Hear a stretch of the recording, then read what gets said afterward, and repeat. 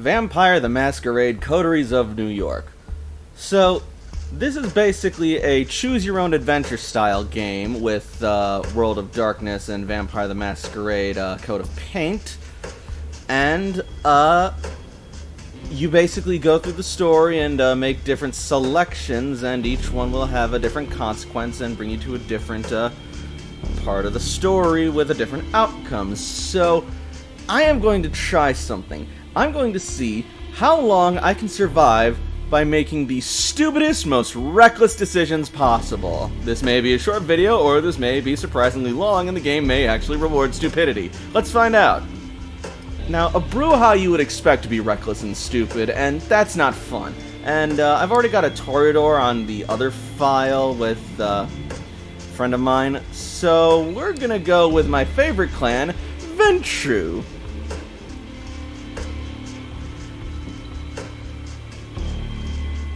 Too easy. You know what? I'm gonna name her the same way I name my Pokemon. With a random word generator. Alright, and the first word I saw was window, so your name is Window now. Here we go! New York taught me to believe in fate.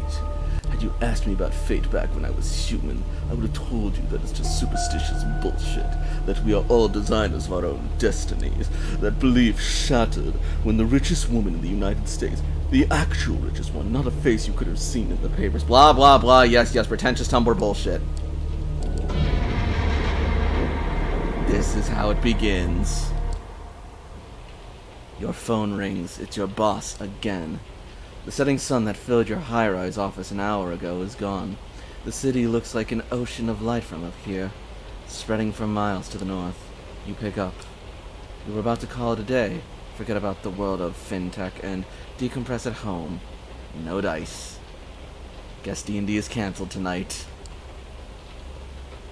One of the investors wants to meet you, his voice says, as always, the perfect mix of authority and sleaze. He'll come by your office in an hour. You look at the clock. An hour? He's gotta be kidding. Yeah, I know, but stick around. He's a heavyweight. You'll want to make a good impression. Fine. You grit your teeth a little. The boss hangs up. 2 hours. Might as well pour another coffee into yourself and figure out how best to use this to your advantage. You suspect everyone knows that no, you're not actually happy with your current position, that in fact you feel squished against the glass ceiling that comes with territory, blah blah blah blah, superior CEO. Here you go, I'm a dejected human, and I'm in a business starting, blah blah blah. Christ, this game likes to hear itself talk.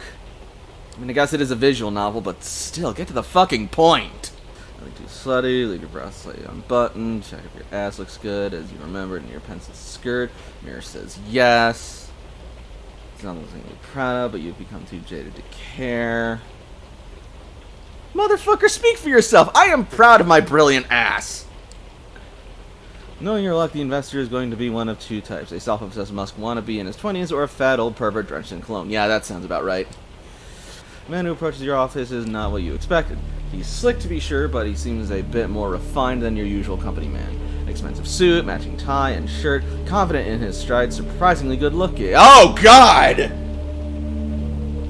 This does not fit the description you gave me! Good evening. I hope this unforeseen visit isn't too much of an inconvenience. I quit! Slammed the door. God, that voice. You're taken aback by how smooth and strong it is, and his eyes, steel blue, cold, intent. Are we looking at the same fucking person? He's all business, all professional, all shadow, no eyes. Treats you in a manner that's appropriate to your stature. When he speaks, he actually looks you in the eye and not at your cleavage. I don't want him looking at me at all! He asks you some questions about your work, tells you how he noticed your input after talking to the CEO, another golfing buddy, and comes charmingly close to calling your boss an incompetent doofus. All the while, you try to guess his accent but can't quite place it. European, sure, but where from? Okay, then I could... I know I have kept you long enough, but would you indulge me in joining me for a drink? No, wait, better yet! I know I have kept you long enough, but would you indulge me and join me for a drink, huh? Of course, for a minute there it seemed like he wasn't that kind of guy. But then you remember, he looks like the fucking amalgamation of Tommy Wiseau and Donald Trump. The investor has a limo waiting downstairs, and the driver takes you to a high-end restaurant in Williamsburg. A seat is waiting for you in the deluxe lounge. It's just the two of you. You talk about this and that. Your companion seems to have a knack for history. So tell me, what would you do if you had full control of the company, huh? You almost choke on your wine. This is your chance, you say. What's been on your mind for months? But hide it behind a veneer of professional corporal babble.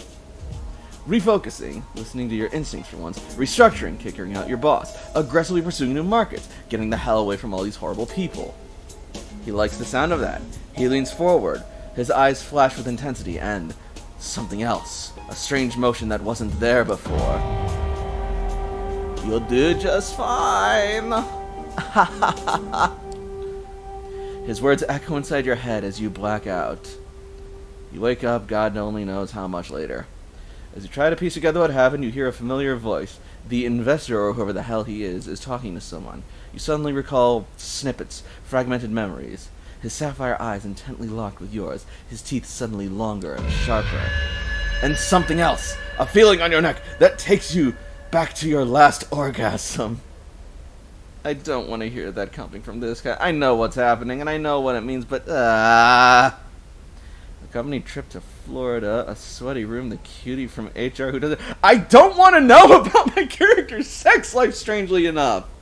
Yes, I'm here. Consider my debt paid. The investor pushes the other figure aside and walks away from the lounge, barely bothering to look at you. The door locks behind him. Some time passes before you find the strength to get up from the couch. You touch your lips. Blood. Did that asshole hit you?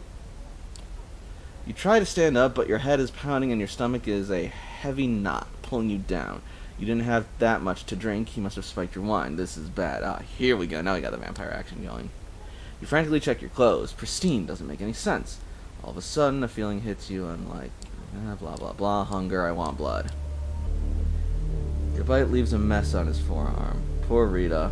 All bloodied, missing half her face. Did you just drink this guy's blood? No, I saw the Capri Sun attached to his arm. Was that Gerard Way? Did I just kill Gerard Way? Oh my god, I'm a monster! 911 operator, what is your emergency?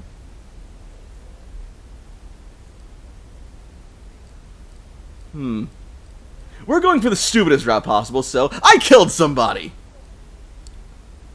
Ma'am, I need you to stay calm. Where are you right now? The door to the lounge swings open, then enters a man who is not the one that brought you here, though there are similarities. He's tall for one, broad-shouldered, handsome, dressed in an immaculate suit, but his skin is darker, and the look on his face tells you he's not here to negotiate a deal. He notices the smartphone in your hand. Pass me the smartphone if you want to live. Okay, now this guy better fits the description of handsome at least a little better.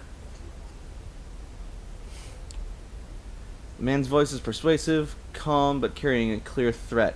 He's got the aura of a viciously efficient corporate shark. You find it hard to argue with him.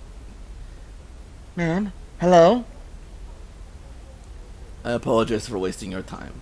My new colleague got drunk and is now trying to impress everyone with her antics. Good night. He disconnects the call and places your phone in his pocket. For whatever reason, you can barely take your eyes off the stranger, as hypnotizing as his presence is, though it is also highly discomforting. You know, just hanging up and apologizing does not stop them from, like, pursuing and investigating this sort of shit, right? At least I don't think it does. Either way, I know that there's at least going to be a fine for wasting 911's time. Good evening, miss. I'm here to pick you up. Alley-oop! He lifts you up off the ground and throws you over his shoulder. None of these options seem particularly stupid. I'm going to go with call an ambulance. Please, you need to call an ambulance. Someone else is taking care of that. The stranger approaches the waiter and examines his body. Critical condition, but he might live. Anyway. He then sets his sight on you. I know this is all new to you, but I've dealt with hundreds of strays like you. And going by experience, they tend to fall into two categories. First, there are the smart ones who carefully obey my every word and don't try to pull off anything stupid. I always get them where they need to be, safe and sound. Well, we know what category I'm not! And then there are the dumb ones. The punks who thought they could take me on. The wise guys who tried to contact somebody secretly and without permission. The troublemakers who tried to run off or make a scene. None of them got to their destination in one piece. In fact, most of them never reached their destination at all. His voice becomes slightly bored and monotone. You can tell he's given this speech before, likely dozens of times. You see, while I generally consider myself pretty smart, I'm also a Mets fan. And here I thought you were smart! So you are clearly a liar. It's my one true weakness. Oh wait, never mind. At least he's smart enough to acknowledge that he's an idiot. One that inspired me to come up with a 3-strike system when dealing with pups like you. Well, if you're anything like the Mets, your losing record's probably, much higher than your wins. Come at me, Mets fans! If you get on my nerves once or twice, well, I understand. Not all of us perform well in stressful situations, but cross me 3 times and you're out. No excuses, no forgiveness, no mercy. As he's talking, he slowly approaches you, adding a bit of theatrical swagger to his walk. Eventually, he leans in, deliberately invading your personal space. Get out of my bubble! This is my bubble! You realize it's a test. He's daring you to do something about it. It's 3 strikes and you're out. Say I understand, sir. Now. Every atom of your being screams for you to obey his authority. Stupid option number 1! I only address my superiors as sir. Respectfully, fuck you. Strike 1 and watch the language, whelp. Moving on. Is there anyone you'd want to inform of your current situation? To tell them about it right now. He flashes his fangs briefly, and for some reason the sight sends a chill down your spine. There's something very wrong about him. Someone closest to you. This one seems rather stupid in this situation. I'd prefer not to tell you. You realize you have 2 honest answers at hand. Vocalizing either would make you feel ashamed. I'm afraid that won't do. Isn't it my business if I want to inform someone or not? No, it is also my business. I asked you a question and you didn't answer. That's a strike. Then I'm gonna lie to him some more. No, I don't have anyone. No family, no lover, no friends, nothing. A job. Your blank stare tells him the whole story. He immediately stops prying and gives you something even worse than a look of pity. A look of honest compassion. Well, that makes things simpler, but let me be crystal clear just in case. From this point on, you are subject to different laws than the ones you grew up under, and you'll be watched by many eyes to ensure these laws are respected. You are forbidden from letting anyone know you are still alive. You are forbidden from showing your face anywhere they know you. If anyone comes looking for you, it's over for both you and them. That practice done again. You put on your poker face and listen in silence. So unless you want your boss to end up at the bottom of the Hudson, I suggest you cooperate. Oh, please have him end up in the bottom of the... Don't tempt me. He smiles, revealing his fangs again. There's something absolutely sickening about it. Suddenly you feel overwhelmed by a sense of exhaustion. You pass out.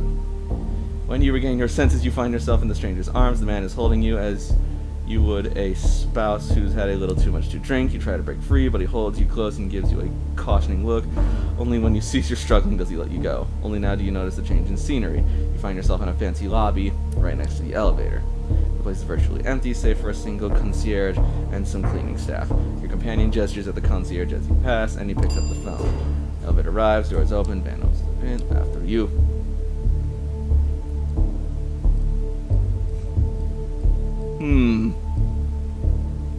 Stupid option! I'm going to scream. I'd rather you didn't. Trust me, you don't want to make this difficult. Just get in. Here we go, motherfucker! And then it hits you, a moment of clarity. Suddenly you fully realize just how fucked up the situation is. Trusting your instincts, you make a break for the reception desk and call to the concierge. Help me, please!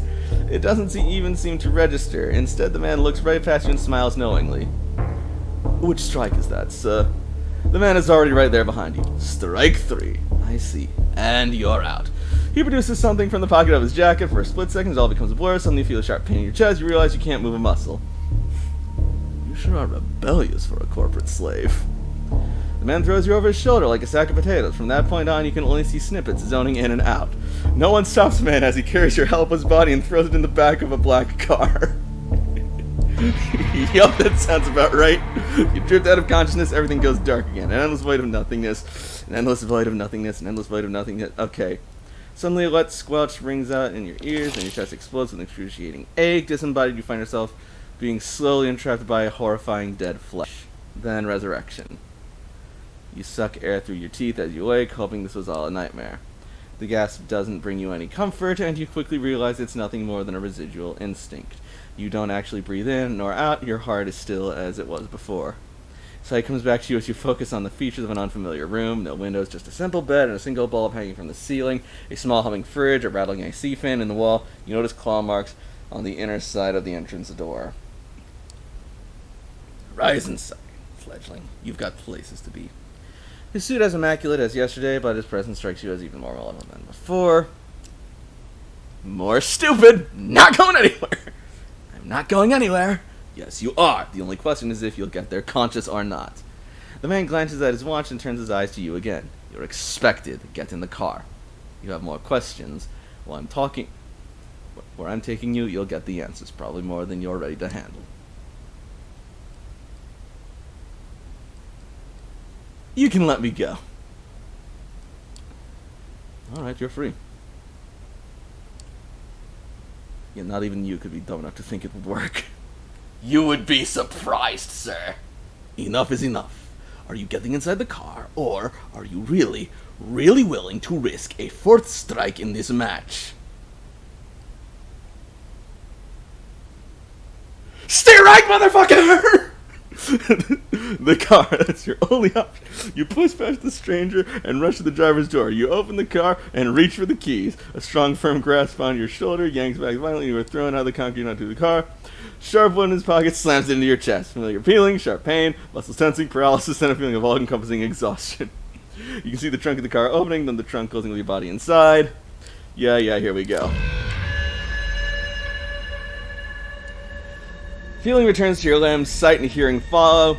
You're in a brightly lit room, paintings on the wall, soft music, an art gallery. The stranger is there holding a steak in his hand. There are more people, too many. There are more people too, many more, all staring at you. Get up! You stand up. About 24 faces observe your every move, and a number of waiters navigate the gathering, serving drinks, none of them, blah, blah, blah, blah. It's a vampire party, moving on. Truly, you seem to be unruly to the point where it might read as suicidal. Nope, just incredibly reckless. We have already heard all that we need to hear about your behavior, but there's one thing that only you may know. You're sorry the person who were they?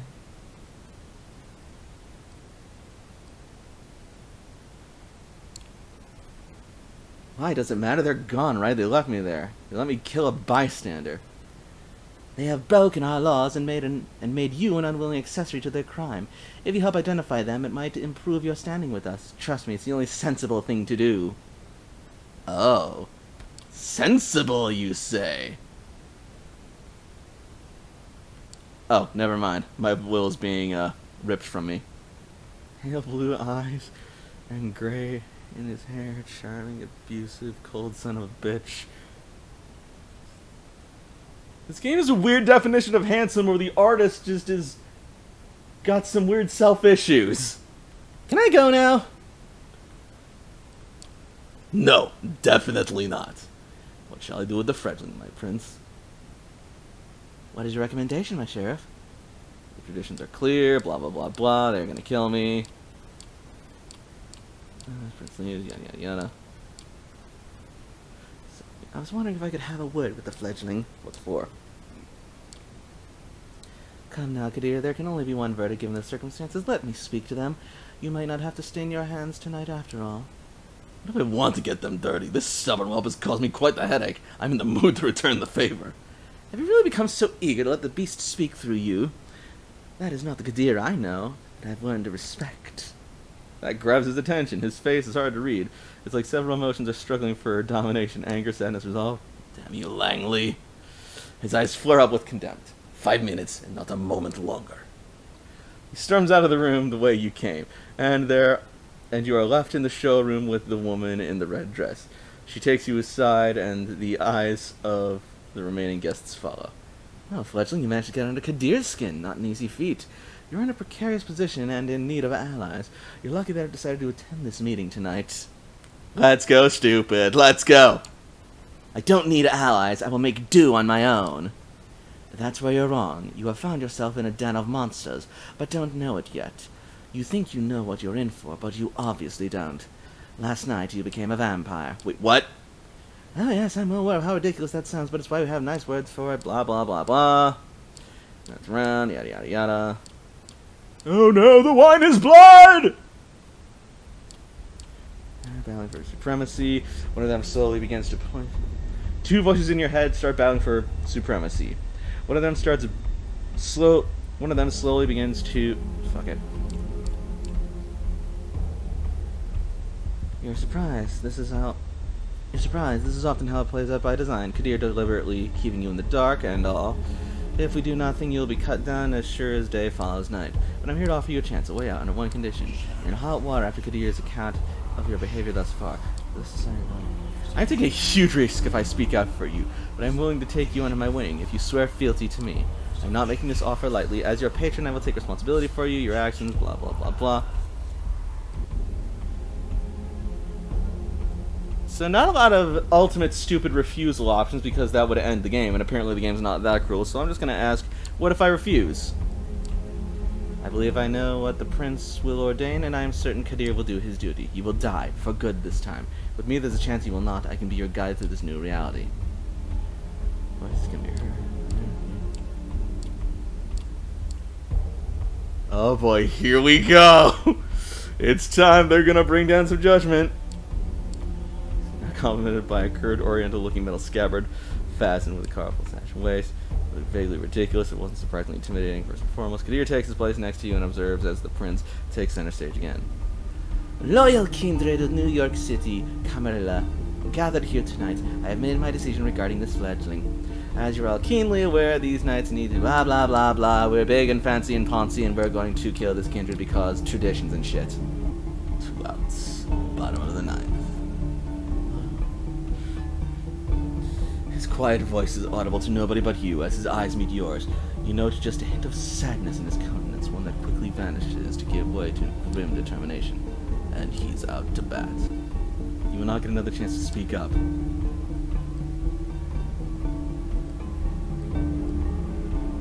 Okay. This would probably be the dumbest option, but this one seems like the more fun dumb option. So we're gonna go with that one and shout, Mets suck! You run. It's desperate, ugly panic sprint. The world around you spins and you tumble awkward. You hear gas. The crowd divides.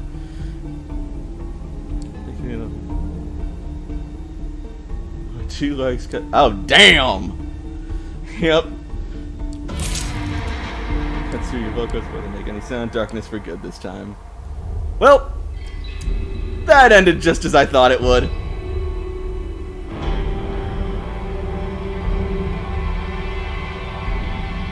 Well, so much for play lame win. Actually, you know what? I didn't play lame. I played stupid. And I still didn't win the game. But I had fun. And if the sun comes up, will it tear the skin right off our bones? And then, as razor sharp white teeth rip out our necks, I saw you there.